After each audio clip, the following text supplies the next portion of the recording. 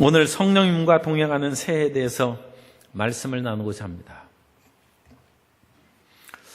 이 세상에서는 너무 살벌하고 험악한 일들이 많이 생겨서 그런 속에서 평화롭게 살기 위해서는 힘이 있어야 됩니다. 그럼 어떤 것이 힘입니까? 세상에서 강력한 자본주의 시대의 힘은 돈입니다. 물질이 힘이 되고 권력이 힘이 되고 또 지혜와 명철이 힘이 됩니다. 그러나 이와 같은 인간적인 생각 이외에도 하나님께서 우리의 힘이 되시고 생명의 근원이 되십니다. 세상적인 모든 힘이 끝날 때에도 위대하고 강한 하나님의 힘은 항상 함께 하십니다.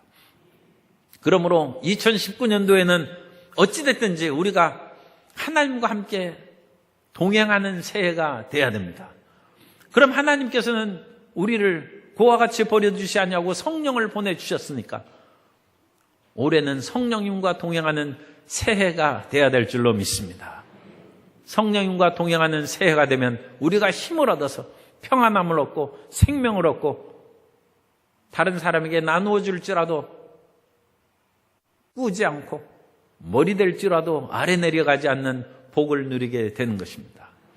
첫째로 성령님과 동행하는 것은 성령님과 위대한 권능의 동행을 하는 것입니다.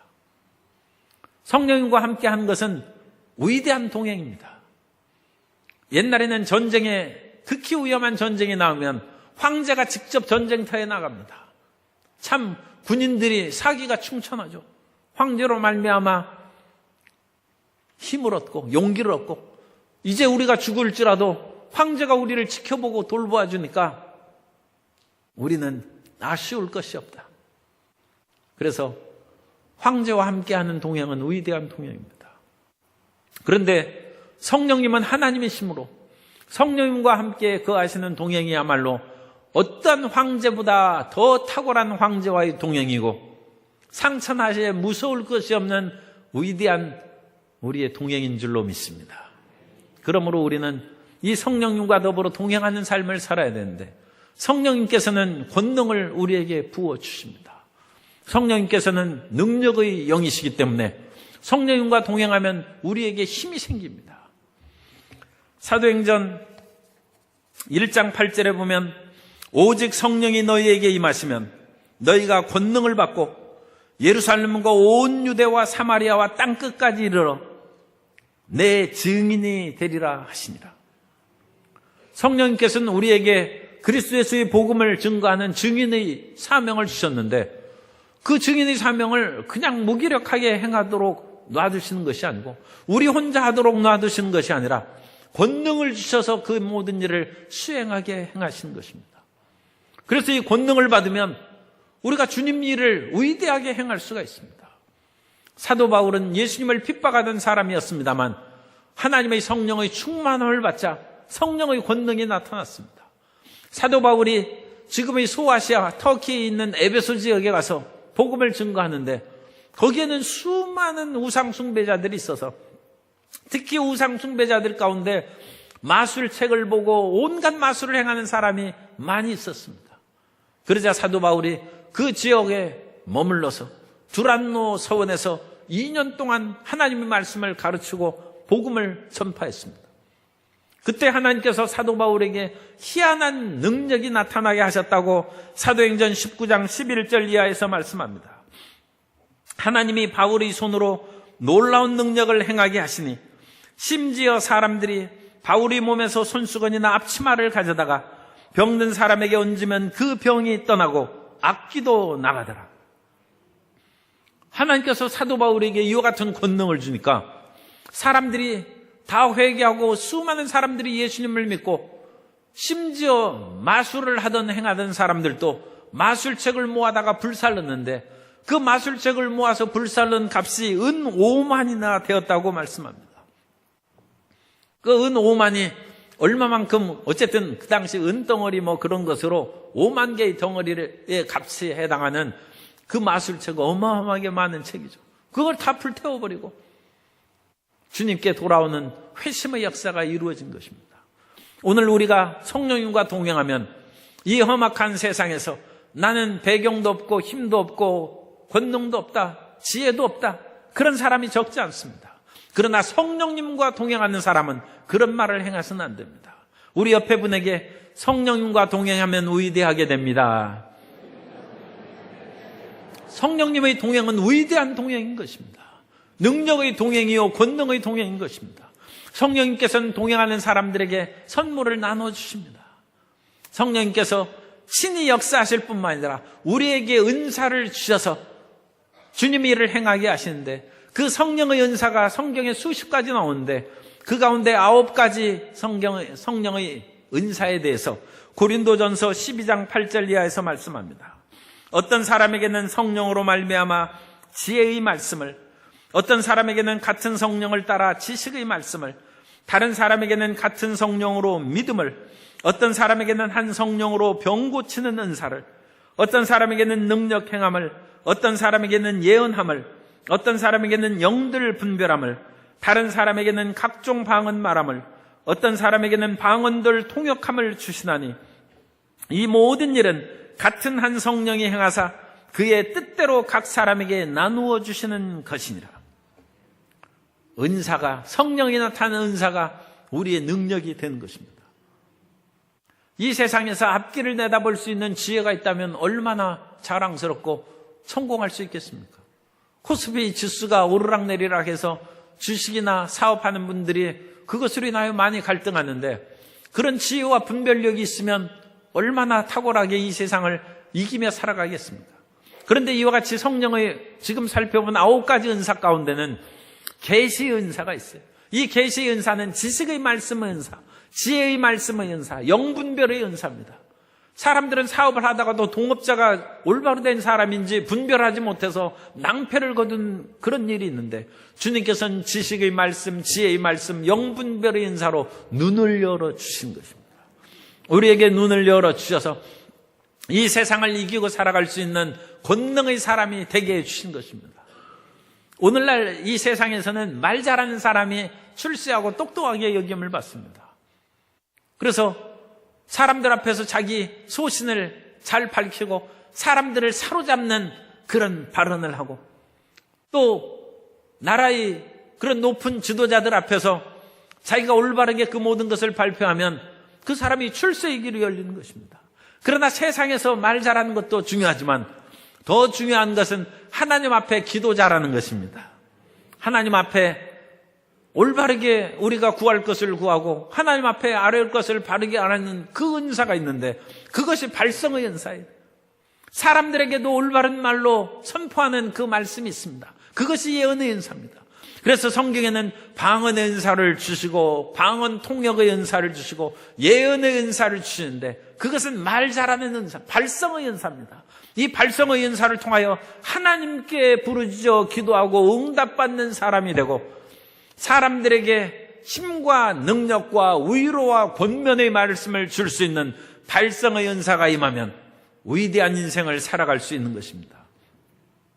더 나아가서 이 세상에서 자기가 하는 그 모든 일이 헛일로 돌아가지 아니하고 손으로 하는 일이 열매를 거두고 능력이 있어야 되는데, 아까 읽어드린 9가지 은사 가운데는 그와 같은 능력의 은사가 있어요.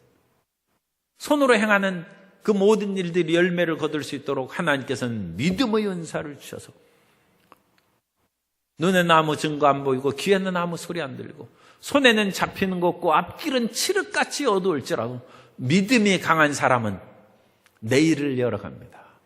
다른 사람도 다 볼 그때에는 그 사람은 특별히 성공할 수 없죠. 그러나 칠흑 같은 어두움 속에서 내일에 일어날 것을 믿음으로 꿰뚫어 보는 사람에게는 앞서가는 선구자가 되는 것이고 선각자가 되어서 승리의 역사가 나타나게 될 줄로 믿습니다. 이와 같은 능력의 은사가 믿음의 은사요, 능력 행함의 은사요, 병 고치는 은사로 주님께서 우리 손을 통하여 놀라운 일을 행하신 것입니다.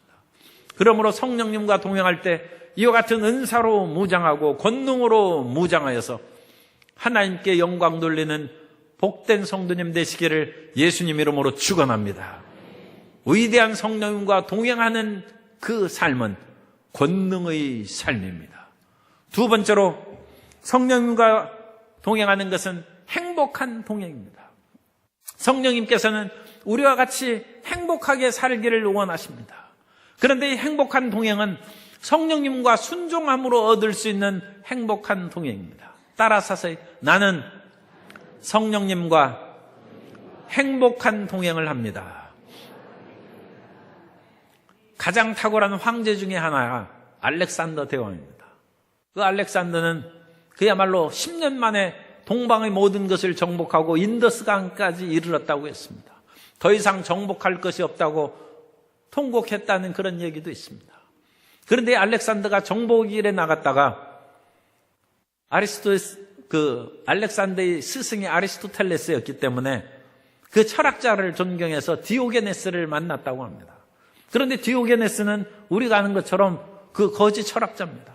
그래서 통 속에 누워서 햇빛을 이렇게 쬐고 있는데 갑자기 햇빛이 가리면서 알렉산더 대왕이 나타났어요. 깜짝 놀라서 쳐다보니까 알렉산더 대왕이 있는 거예요. 알렉산더 대왕이 이 초라한 철학자에게 원하는 것이 무엇이냐? 금과 은과 모든 것을 원하는 대로 주겠다고 얘기를 했습니다. 그러면서 원하는 것을 물었을 때 그 디오게네스가 좀 당신이 나를 무엇을 줄 수 있다고요? 그런 약간 오만한 그런 눈빛으로 알렉산더 대왕을 힐끗 쳐다보더니 햇빛이 가리니까 저리 좀 비켜주시오. 그것이 내가 원하는 것입니다. 그 말을 듣고 알렉산더가 화를 내는 것이 아니라 참으로 훌륭한 철학자구나. 내가 알렉산더가 아니었다면 디오게네스가 되었을 것이다. 알렉산더 대왕은 정복을 하면서도 위대한 사람의 말을 들으면서도 마음에 갈급함이 있었고 어떤 면으로 행복하지 않았을지 모릅니다. 그래서 그냥 통 속에 누워서 햇빛을 쬐면서 행복하게 살아가는 이 디오게네스가 차라리 내가 되고 싶은 사람이다. 많은 인생이 세상에서 살아가면서 행복하지 못하고 있습니다. 그러나 주님과 더불어 살아가는 인생이 가장 행복한 인생이 되어야 될 줄로 믿습니다. 시편 기자는 시편 84편 10절에서 말씀합니다. 주의 궁정에서의 한 날이 다른 곳에서의 첫날보다 나은즉 악인의 장막에 사는 것보다 내 하나님의 성전 문지기로 있는 것이 좋사오니. 우리는 예수님과 함께 거하는 삶이 이 세상의 어떤 쾌락의 첫날의 삶보다 더 아름답고 행복한 삶인 줄 믿습니다. 성령님이 곧 예수님이십니다. 예수님께서는 이 지상에서의 사역을 이제 끝날 무렵에 제자들에게 말씀하셨습니다. 내가 이제 곧 아버지께로 가니 아버지께 말씀 부탁해서 다른 보혜사를 너에게 보내준다고 했습니다. 다른 보혜사라는 것은 알로스 파라클레토스입니다. 알로스라는 것은 본질이 같지만 다른 것입니다. 옛날에는 제 어렸을 때는 동화연필을 많이 썼어요. 그래서 동화연필 한 다스 사면 그것이 이제 입학 선물이에요. 새학기 선물하면 그 연필 한 다스 받으면 정말 큰 기쁨의 선물입니다. 그런데 연필을 보면 똑같아요. 사실 정확하게 보면 똑같지 않은데 그 공장에서 온 연필이 똑같죠. 성부 하나님과 성자 예수님과 성령 하나님은 본질이 똑같으신 분입니다. 그런데 새 위격을 가지고 계신 것입니다. 그렇기 때문에 우리가 예수님을 사랑하는 사람은 성령님과 함께 동행하는 것을 가장 큰 행복으로 여겨야 될 줄로 믿습니다. 많은 분들이 교회에서 봉사합니다. 남녀 선교에서 봉사하고 또 새해가 됐으니 교회에서 봉사해야 되겠다 그렇게 결심하는 분들도 있습니다. 어떤 사람은 왜 교회에서 월급도 주지 않는데 그와 같이 사서 고생하냐고 얘기합니다. 그러나 사랑하는 예수님과 함께 하는 것은 고생하는 것이 아니라 기쁨인 줄로 믿습니다. 악인의 장막에서 첫날을 잇는 것보다 성전, 하나님의 성전 문지기로 있는 것이 행복한 것입니다. 그러므로 우리는 성령님과 동행하는 것을 가장 행복으로 여겨야 됩니다. 사람들이 혼자 있으면 쓸쓸하고 외롭습니다. 그러나 부부가 함께 있고 친구들이 함께 어울리면 따뜻하고 행복한 것입니다. 전도서 4장 11절 이하에 보면 또 두 사람이 함께 누우면 따뜻하거니와 한 사람이면 어찌 따뜻하랴. 한 사람이면 패하겠거니와 두 사람이면 맞설 수 있나니 새 겹줄은 쉽게 끊어지지 아니하느니라. 그래서 하나님과 함께 이와 같이 있으면 우리의 심령도 따뜻해지고, 이 세상은 얼마나 삭막하고 차갑습니까? 그런데 매일 훈풍 속에서 따뜻함 가운데 살아가고 주님과 함께함으로 이 세상의 어떤 힘도 물리칠 수 있는 강력한 새 힘이 생길 줄 믿습니다. 그런데 성령님과 함께 동행을 못해요. 그것이 문제죠. 성령님은 성령님대로 우리를 보고 근심하시고 우리는 내 길로 살아가겠다고 발버둥치며 나갑니다. 그것이 오늘 본문 말씀, 이 가르치는 말씀입니다. 갈라디아서 5장 17절에 보면 육체의 소욕은 성령을 거스르고 성령은 육체를 거스르나니 이 둘이 서로 대적함으로 너희가 원하는 것을 하지 못하게 하려 함이니라. 예수님을 믿고 피곤하고 괴롭다는 사람이 있어요. 왜 피곤하고 괴로운가? 내 맘대로 못 사는 것이고, 또 성령님께서 우리에게 원하신 일을 육체의 정욕과 안목의 정욕과 이생의 자랑으로 그것을 하기 싫다는 것입니다. 그래서 마음에 갈등을 일으키니까 예수님을 믿는 것이 괴롭고 피곤한 것입니다. 그런데 우리의 육체의 모든 즐거움대로 살아가면 그 종국이 어떻겠습니까? 육체의 끝은 우리가 경험해보지는 않았지만 우리가 다른 사람들이 그 모든 것을 통해서 잘 알고 있습니다. 육체의 종말은 흙으로 돌아가는 것입니다. 육체의 모든 일은 험으로 사라져버리고 끝나는 것입니다. 그러므로 우리가 이 세상에서 즐기고 살아가는 그 모든 것들은 사라져버립니다. 육신의 일은 남아있는 것이 없습니다. 이 세상에 수많은 영웅호걸이 있고 수많은 업적들이 있지만 그 사람들의 이름이 물론 오늘날까지 기억되는 소수의 사람이 있지만 그런 분들은 정말 위대하게 하나님과 동행한 분들이 아주 대부분이고 다른 모든 사람들은 흔적도 없이 사라져버립니다. 그러므로 우리는 육체의 소욕을 따라서 살아가면 안 되고 성령의 인도하심을 받아 살아가야 될 줄로 믿습니다. 그것이 행복한 동행입니다. 성령님께 순종하지 않으면 행복하지 않습니다. 그러나 성령님은 하나님이시고 성령님의 뜻은 우리를 향한 선한 뜻이 있는 것이고 우리는 눈앞의 것에만 매달리지만 성령님께서는 우리의 모든 앞길을 다 아시기 때문에 성령님께 순복하는 복된 한 해를 살아가게 되시기 바랍니다. 어찌 한 해뿐입니까? 영원토록 성령님께 순종하는 성도님이 되어야 될 줄로 믿습니다. 그러면 성령님께 어떻게 순종하고 살아갑니까? 성령님을 근심하게 해서는 안 됩니다.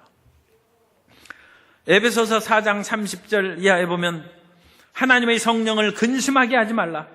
그 안에서 너희가 구원의 날까지 인치심을 받았느니라. 너희는 모든 악독과 노함과 분냄과 떠드는 것과 비방하는 것을 모든 악유와 함께 버리고 서로 친절하게 하며 불쌍히 여기며 서로 용서하기를 하나님이 그리스도 안에서 너희를 용서하심과 같이 하라. 이 본문 말씀에 보면 성령을 근심하게 하지 말라 하고 그 다음에 나오는 것이 죄악을 열거하고 있어요. 악독, 노함, 분냄, 떠드는 것, 비방하는 모든 것, 모든 악유와 함께 버리라고 했습니다.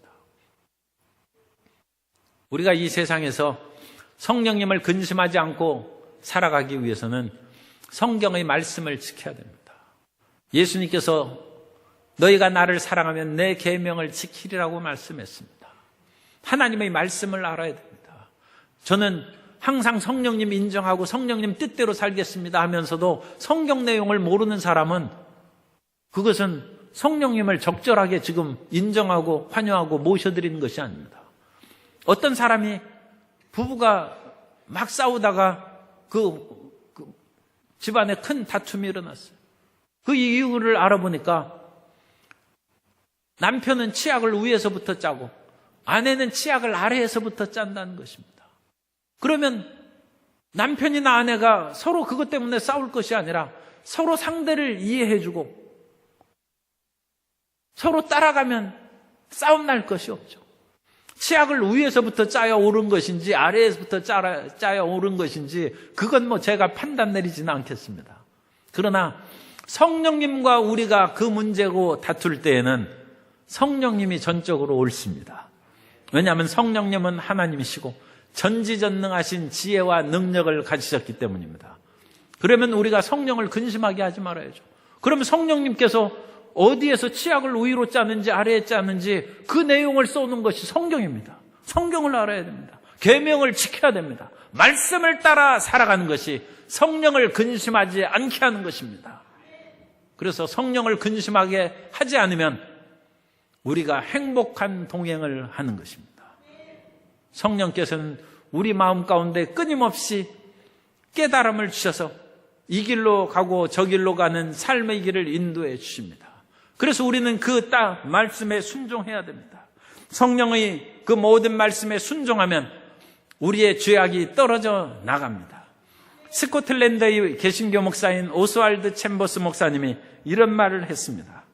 성령께서 사람을 점령하시고 통치하시면 육체의 더러운 성품은 가을 단풍처럼 떨어지게 된다.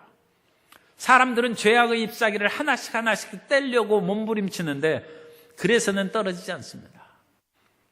우리 마음 가운데 가을이 다가오고 겨울이 다가와야 돼.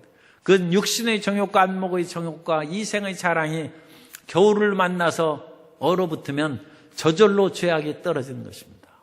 그러면 우리 육신의 정욕을 가을을 만나게 하는 그 길은 뭡니까? 그 성령께 전적으로 매달리는 것입니다.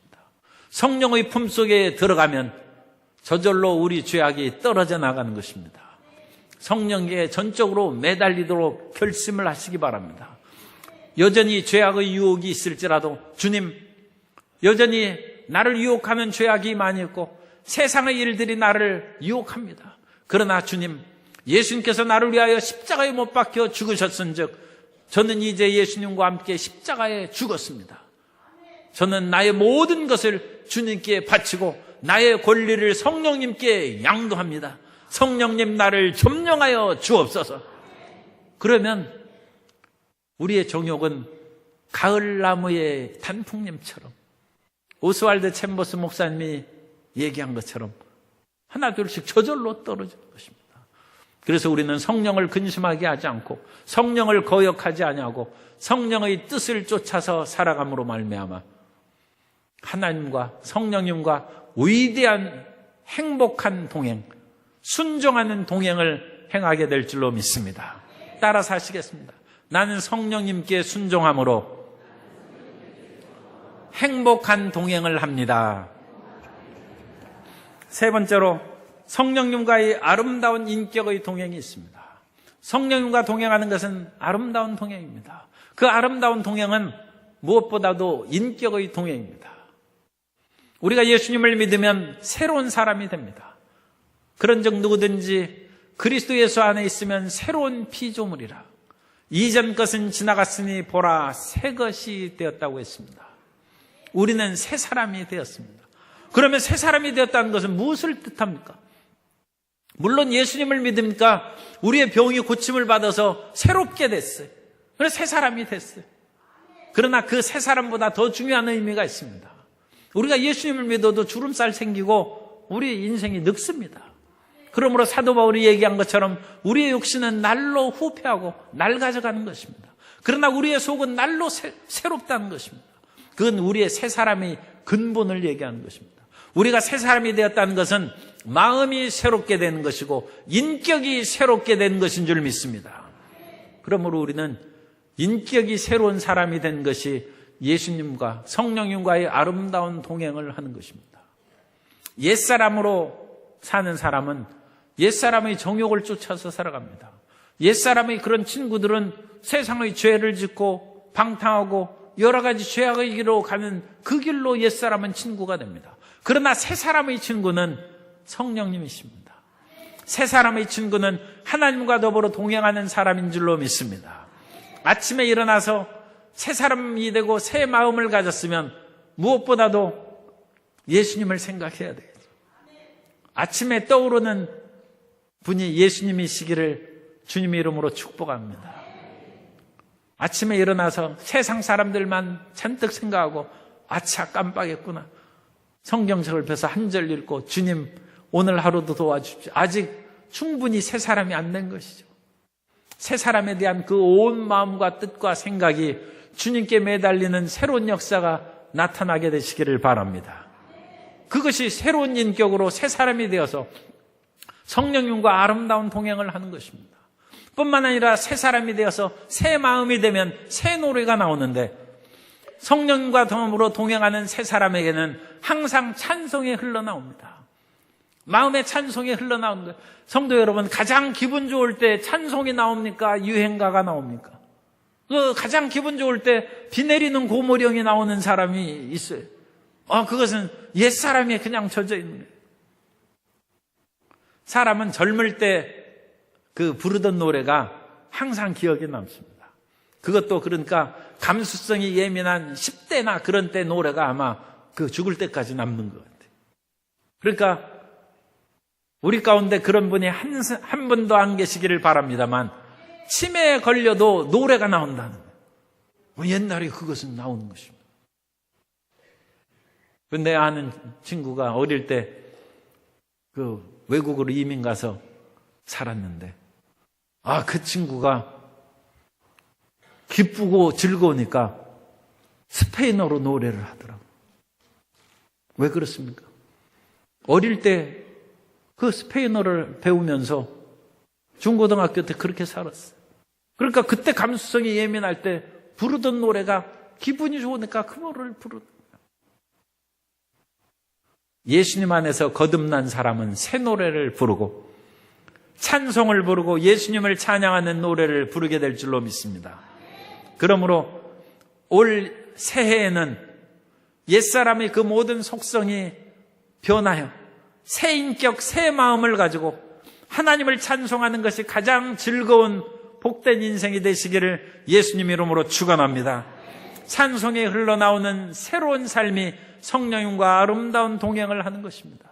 뿐만 아니라 이 세상의 그 어떤 것으로도 줄 수 없는 마음의 기쁨이 솟아난 것이 새 사람입니다. 예수님께서는 이 땅에 살아갈 때 온갖 어려움과 고통이 많으셔서 웃으셨다는 성경에 기록이 없어요. 예수님께서 우신 적은 몇 번 있습니다. 적어도 3번 주님께서 울고 통곡하셨습니다. 그러나 웃으셨다는 기록이 없어요. 그런데 예수님께서 기뻐하시는 것은 있어요. 그것은 성령께서 이 세상이 아무리 암담하고 어려운 가운데서도 우리 마음의 깊은 곳에서 기쁨이 솟아나오도록 은혜를 주시는 것입니다. 누가복음 10장 21절에 보면, 그때 예수께서 성령으로 기뻐하시며 이르시되 천지의 주제이신 아버지여, 이것을 지혜롭고 슬기 있는 자들에게는 숨기시고 어린아이들에게는 나타내심을 감사하나이다. 옳소이다. 이렇게 된 것이 아버지의 뜻이니이다. 2019년도에 어떤 일이, 세상의 어떤 변화와 경제적이고 정치적이고 군사적인 어려운 상황이 다가온다 할지라도 성령님께서 주시는 기쁨을 놓지 않고 기쁨이 솟아나오는 복된 삶을 살게 되시기를 예수님 이름으로 축원합니다. 뿐만 아니라 성령이 거하시면 우리의 마음이 열립니다.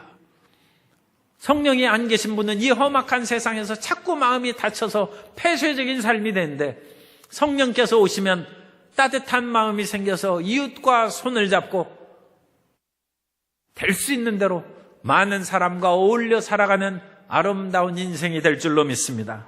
사도행전 4장 32절에 보면, 믿는 무리가 한 마음과 한 뜻이 되어 모든 물건을 서로 통용하고 자기 재물을 조금이라도 자기 것이라 하는 이가 하나도 없더라. 그래서 서로 사랑하고 아끼고 나누며 사는 그런 놀라운 역사가 있는 것입니다. 그것은 마치 사랑하는 사람이 이제 결혼해서 부부가 되면 모든 것을 서로 나누고 함께 사는 것입니다. 그러지 부부 사이에 이것은 당신 거고 이건 내 거라고 나누는 부부는 좀 이상하죠. 성경에는 한 몸이 되어서 하나가 되어 사는 것이 부부라고 말씀하고 있습니다. 그러므로 우리가 성령과 하나가 되면 성령의 위대하신 그 모든 것이 우리와 하나가 되고, 성령과 함께 교제를 나누는 모든 크리스찬들과 더불어 아름다운 행복의 교제를 나누게 될 줄로 믿습니다. 우리의 마음이 변하는 것입니다. 아름다운 인격의 변화가 이루어지는 것입니다. 그리고 그 아름다운 인격이 변하고 변하면 이제는 우리 삶 가운데 성령의 아름다운 열매가 주렁주렁 맺히게 됩니다. 예수님께서는 포도나무여 너희는 가지라고 했습니다. 가지가 일하는 것이 아니라 나무가 일하죠. 나무가 땅에서 물을 끌어올리고 영양분을 끌어올려서 그것을 가지에 보이면 가지에서 싹이 나고 꽃이 피고 열매를 맺습니다. 포도나무의 그 진액이 올라오면 포도나무 가지가 탐스러운 포도 열매를 맺습니다. 그런 것처럼 우리가 성령과 함께 있으면 성령의 열매가 저절로 맺는 것입니다. 성령의 열매는 어떤 일시적인 성과를 통해서 나타난 열매가 아니라 우리 내면의 변화를 통해서 나오는 인격의 열매입니다. 성경에는 성령의 열매가 사랑과 희락과 화평과 오래 참음과 자비와 양성과 충성과 온유와 절제와 같은 열매를 맺는다고 말씀합니다. 그러면 사랑의 열매를 맺는데 사랑이 어떤 성과적인 것이 있습니까? 사랑이 눈에 보이지 않고 손에 잡히지 않는데 그건 마음의 열매죠. 우리 마음 가운데 성령의 열매가 맺히면 우리의 이웃도 사랑하고 원수도 사랑하고 우리의 형제를 위해서 기도하고 박해하는 자들을 위해서도 기도하는 사랑의 열매를 맺게 될 줄로 믿습니다. 성령의 기쁨이 주는 것처럼 말할 수 없는 희락이 어떠한 그런 어려운 환경이 2019년도에 달아온다 할지라도 우리 마음 가운데는 항상 성령으로 희락이 기쁨이 가득하고 평안이 가득하는 내적인 열매가 맺히게 되는 것입니다. 이러한 성령의 열매를 풍성히 맺어서 오래 참고 다른 사람에게 친절하고 상냥하고 충성된 일꾼이 되어서 성실하게 일하고 자비와 온유가 가득한 성령의 열매가 풍성히 맺게 되시기를 바랍니다. 성령의 열매는 결코 과시적인 외부적인 열매가 아니라 내면의 변화를 통한 인격의 열매인 것을 믿으시고 내 마음이 참으로 새 사람이 되어서 성령과 아름다운 동행을 할 때 내면의 인격의 열매를 맺는다는 것을 분명히 기억하시고 그 풍성한 인격의 열매를 맺는 복된 새해가 되시기를 예수님 이름으로 축원합니다. 성령이 우리와 함께 계시면 우리는 권능을 받고 위대한 동행을 하게 됩니다. 성령과 더불어 행복한 인생을 살아가게 되는 것은 순종함으로 성령께 함께하는 것입니다. 성령과 함께 순종함으로 멍에를 메고 행복한 동행을 하게 되시기를 바랍니다. 성령과 동행하는 것은 아름다운 동행인데 그것은 우리의 내면이 변해서 우리의 인격적으로 성령님과 성숙하고 변화된 삶을 살아가는 것입니다. 그 아름다운 위대하고 행복하고 아름다운 동행을 하는 2019년 되시기를 예수님 이름으로 축원합니다.